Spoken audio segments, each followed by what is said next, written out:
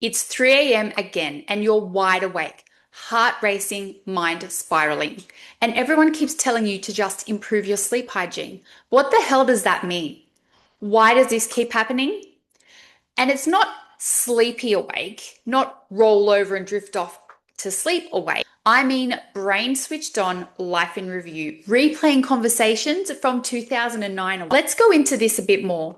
And once we can understand this better, we can figure out how to turn it all around.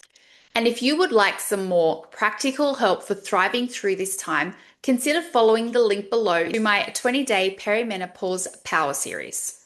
Okay, let's get into it. While you're asleep, your blood sugar naturally drops. That's normal. But in perimenopause, your hormones are a bit dramatic. They can't handle that drop very well anymore. So your body goes, energy is low. This could be a threat. And it releases stress hormones, mainly cortisol and adrenaline, to save you. Except you're not being chased by a tiger. You're in bed, in the dark, trying to sleep. So instead of saving your life, your body wakes you up.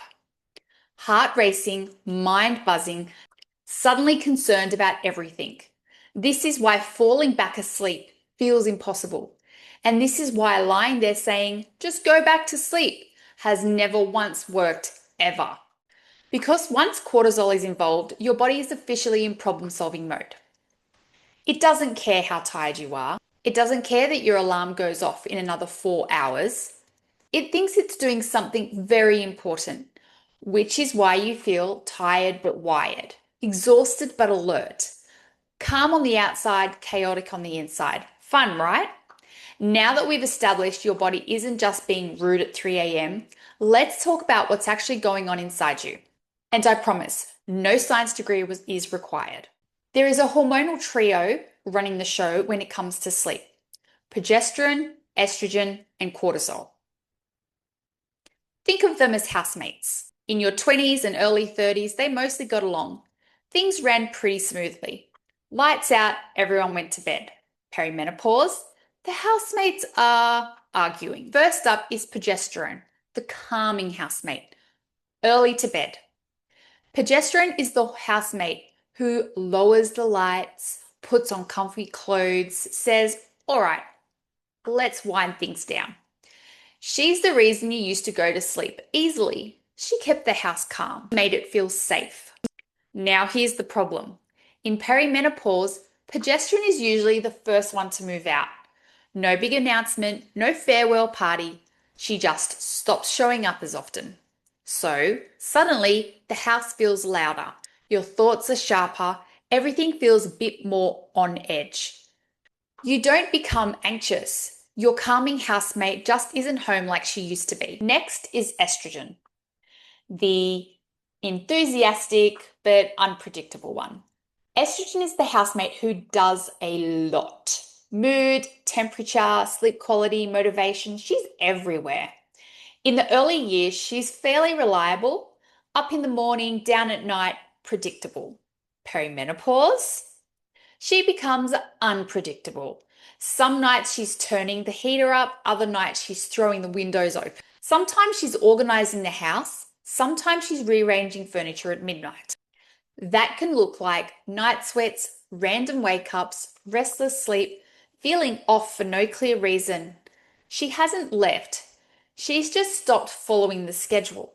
Let's stay with this housemate analogy. It helps everything make sense. Your body is the house. Sleep happens when the house feels calm, predictable, and safe. And then there's cortisol, the housemate who thinks everything is urgent.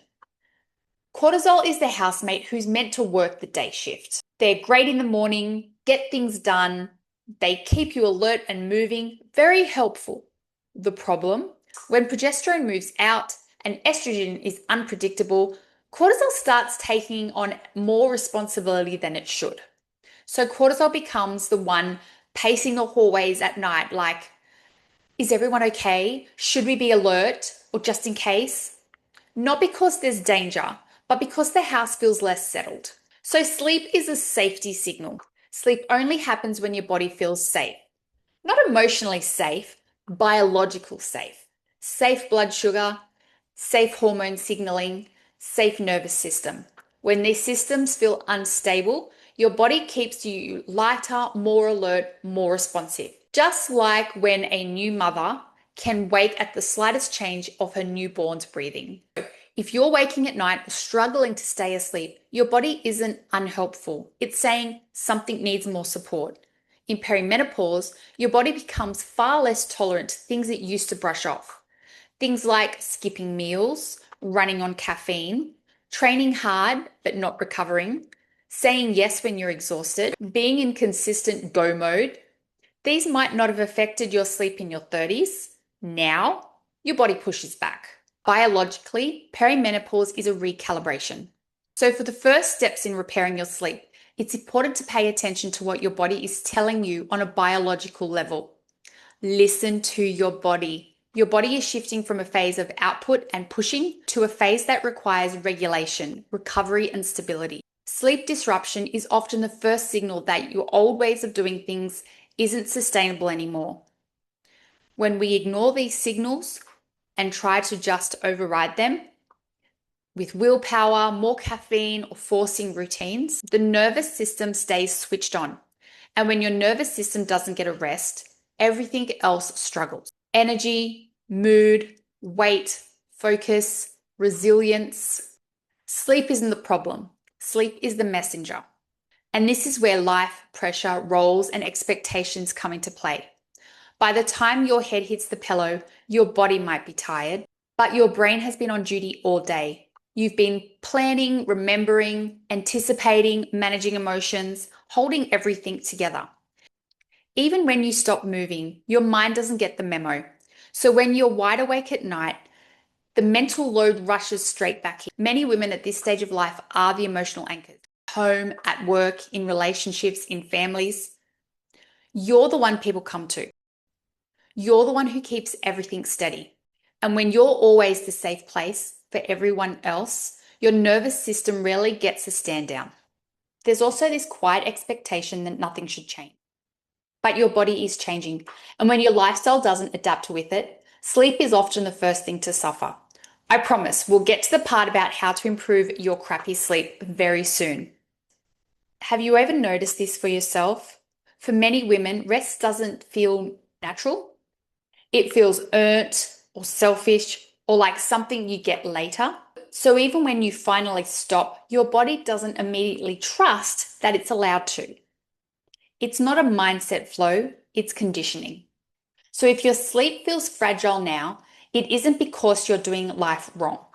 It's because your body is navigating change in a world that rarely slows down for women. And until we acknowledge that, sleep becomes collateral damage.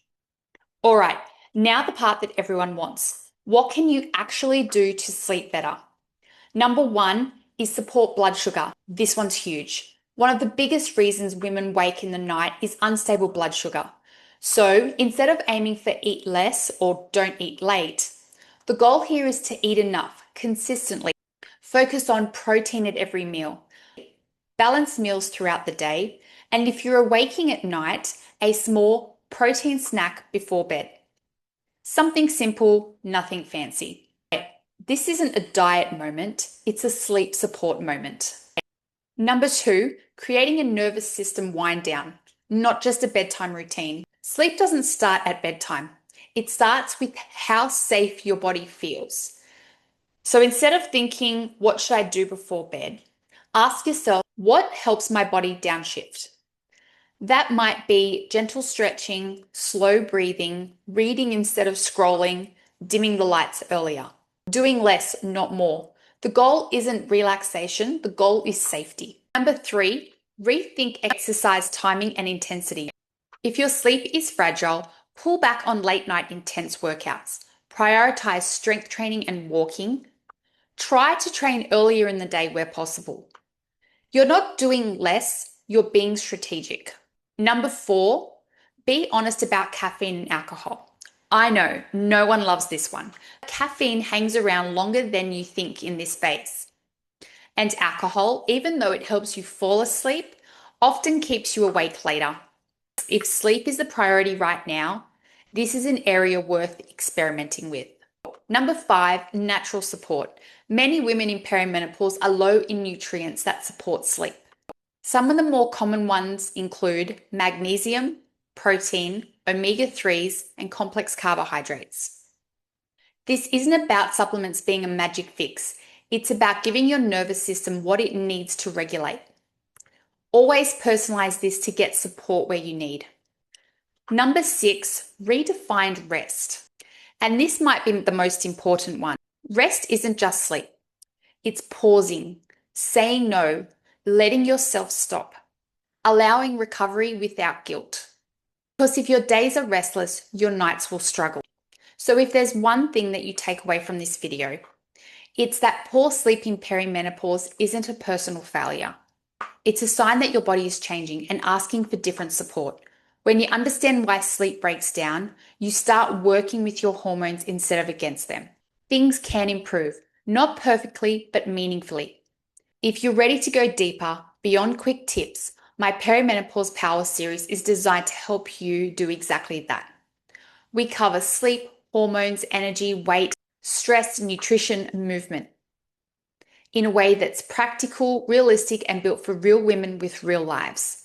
So if you're done guessing, Googling, and blaming yourself, and you want structured support through this transition, check out the link below to my free 20-day Perimenopause Power series in the link below. And I'll see you in the next video.